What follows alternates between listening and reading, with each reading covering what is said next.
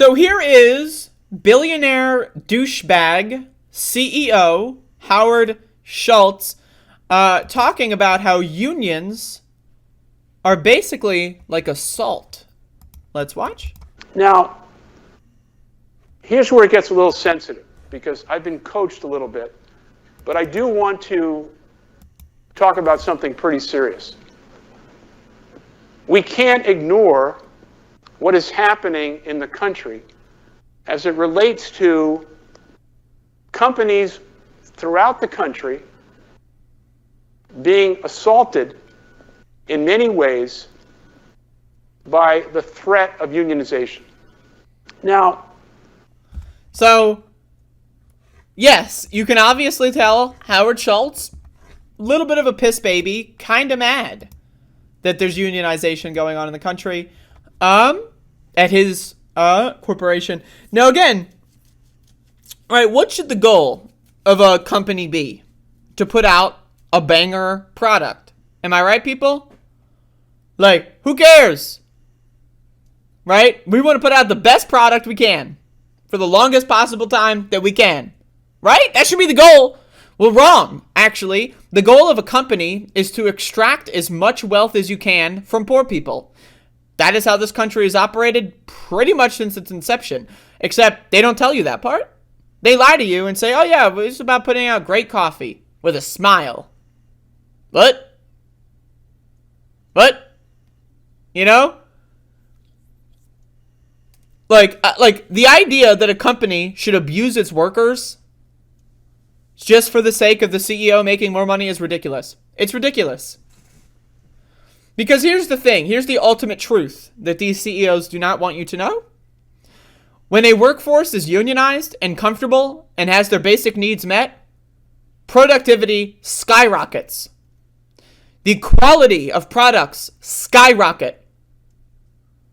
Right? The satisfaction of customers skyrockets. Every metric that you could possibly track for determining the quality of a workplace, a company, and their products would go up. The only metric that would go down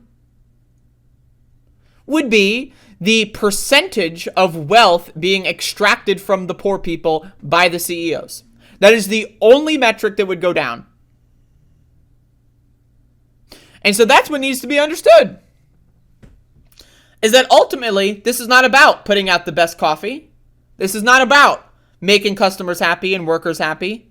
This is about making as much money for themselves as possible.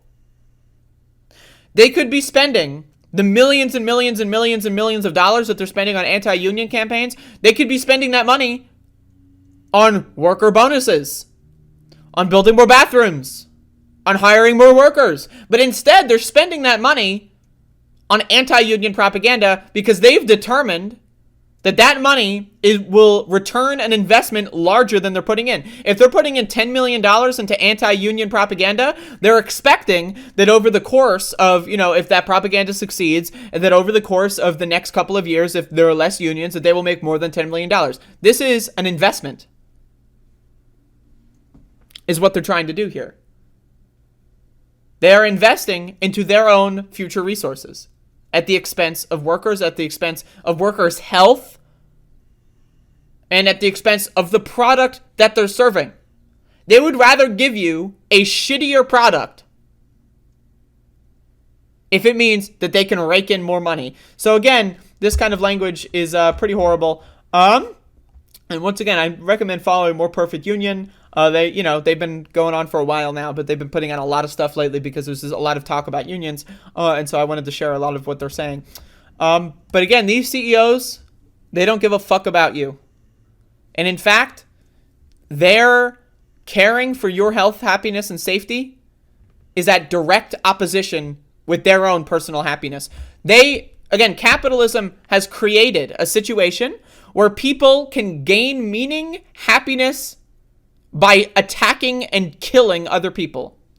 Howard Schultz, the CEO of Starbucks, where do you source your coffee? From child laborers and from slave laborers? Last time I checked.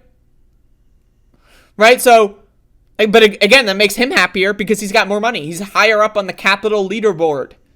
Maybe I'll crack the top 20 if I just kill another couple slaves in the global south? That's all they care about.